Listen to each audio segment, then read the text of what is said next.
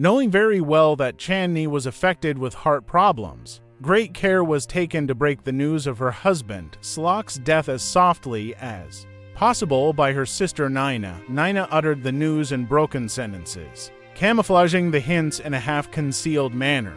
Chandni, you know what? Be calm and brave, my dear little sis. Slok is not in our midst now, told Naina, hugging her sister tightly.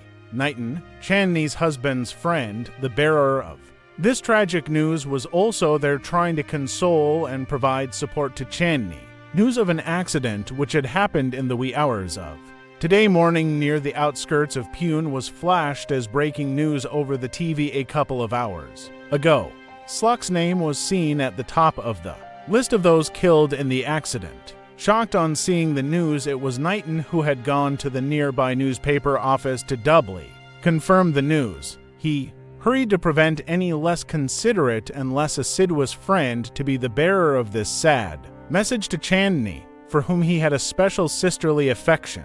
Chandni did not receive the news, as did several other women, with an immobilized inability to accept its gravity. No, not my Slok, so saying, Chandni broke down at once, with instantaneous and wild abandonment in Naina's arms. With the storm of grief having subsided gradually, Chandni slowly climbed the stairs leading to her room, and it was clear from her body language that she would be liked to be left alone and have no one follow her. Please leave me alone, she implored, and burst out suddenly. Why has this happened to me? Oh my God! She stood there in her room, staring at the wide-open window, and sank into a wide and comfortable roomy single sofa. Chandni appeared fully drained and held down by immense mental and physical fatigue that captivated her body, that seemed to engulf her soul as well. She was motionless except when a sob escaped her throat and shook her violently. She looked like a child who cries itself uncontrollably when put child to sleep and continues this sobbing in its dreams too. All of a sudden, Chandni arose as though awakened from a bad dream. She could feel the delicious breath of rain that was pervading the atmosphere. In the Patel street just opposite her house, she could hear a peddler announcing his wares for sale. At the top of his shrill voice, the notes of a popular Hindi song of the 1960s which someone was singing reached her ears somewhat faintly. Oh, I can now hear my favorite Lataji's song wading through the air, thought she, hearing countless birds chirping in the nearby patch of shady trees. She felt a bit calm and composed. Through the large window could be seen patches of blue sky scattered here and there, wafting through the passing clouds. Chandni, the young fair lady, was one who wore a calm face, the lines of which bespoke suppression and some toughness as well. The face had a different expression now, as there was this dull stare that shone in her eyes, whose gaze was concentrated far away towards one of the patches in the clear blue sky. It was not a glance of reflection, but rather indicated a suspension of astute and brilliant thought. Her intuition could sense something coming towards her, and she waited for it with a bated breath. What could it be? She just could not understand. She did not know. It was too indistinctive and evasive to define, but she could feel it creeping through the sky, coming towards her through the various sounds, fragrances, and colors which engulfed the air. Her chest rose and fell vociferously. She started becoming conscious of the unknown that was advancing towards her to take control of her, and she strived hard to resist this force with her resolve, which proved to be as vulnerable as her to white lean hands. Finally, when she abandoned herself, a small whisper word escaped her somewhat parted lips. She repeatedly pronounced the word in a soft tone. I am free, free, free. The empty stare and the terrified look that had followed it disappeared from her eyes, and they appeared to be bright and zestful now. She could hear her pulse beating fast and the blood racing through her body, which warmed and eased her entire body. She did not once question herself as to whether or not it was this beastly joy which held her. A plain and rhapsodic perception made her dismiss this suggestion as insignificant.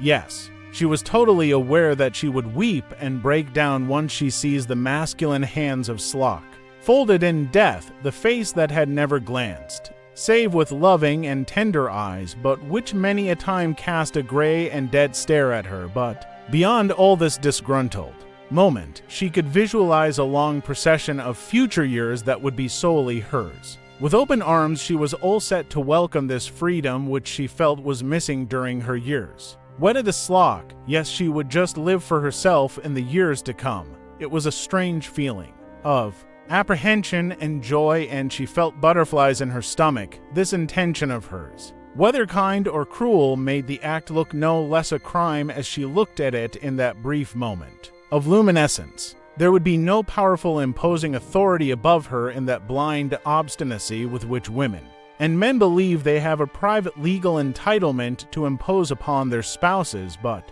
yet it could not be said that she did not love him. Yes, at times. It was a love and hate relationship between them. It did not matter much now. What could this feeling of love, the baffled mystery, be, when compared to this custodian of self-declaration which she suddenly realized as the strongest urge of hers at the present moment? I am born free again, my body and soul are free. She kept repeating in a hushed tone on the other side of the room's closed door. Naina was banging the door and kneeling, with her lips pressed against the keyhole, begging Chandni to open the door and let her in. Chandni, my dear sister, please open the door. I beg of you, little sis of mine. We want to see you. Please listen to me. We are here for you. You are a little princess. Don't torture yourself. We are worried. What is it that you are doing, Chandni Gudia? Please, please, we want to see you. For heaven's sake, open the door and let us in. Go away, Naina Didi. Don't you worry about me. I am not going to harm myself, be rest assured. Her thoughts were running riot. How will Naina ever understand me? Nobody can guess my feelings. Now, here I am drinking in the elixir of life and enjoying my newfound freedom through the wide open window, gazing at the wonderful azure sky. Soon her mind started racing uncontrollably over those days that were yet to come, rainy days, summer days and winter days, and all other types of days would be hers and hers alone. She uttered a quick prayer, asking God to grant her a very long life. It was just yesterday that she thought with a shiver about the long life which she might have to live with Slock. Chandni stood up at length and opened the door, hearing her sister's entreaties, which became louder and louder. Her eyes displayed a maniacal triumph, and she carried herself involuntarily like Nike, the goddess of victory in Greek mythology. She wrapped her hands around her sister's waist and, fully leaning against Naina, both the sisters gradually descended the staircase. Nighton stood at the bottom of the staircase, totally disturbed and devastated by the recent happenings. Suddenly, everyone turned their gaze towards the door. Someone was trying to open the main front door with a latch key. Who could it be? Perhaps Slock's parents or some close friend, thought they. Behold, what a sight! It was Slock who entered the house, in a crumpled t-shirt and a somewhat soiled pant, carrying his small suitcase and an umbrella. He looked travel-stained and had obviously missed the bus by a few minutes, as the auto rickshaw in which he was traveling to catch his bus was held in heavy traffic and could not make it on time to board the bus. He looked dazed and totally unaware of the tragedy which had struck the bus which he was supposed to have boarded. He was far from the scene of the accident and totally clueless about the tragic happening. He stood bewildered and amazed on hearing Naina's ear-piercing cry and at Nighton's shocked look. Chandni's eyes met with that of Slock's, and suddenly she collapsed and was rushed to the nearby hospital. On admission, she was pronounced dead due to cardiac arrest. Why? Is it due to the crashing of her future dreams, or the beginning of her bad times once again, or is it something else, sudden joy that proved to be a killer? It is left to the reader's imagination. The ND.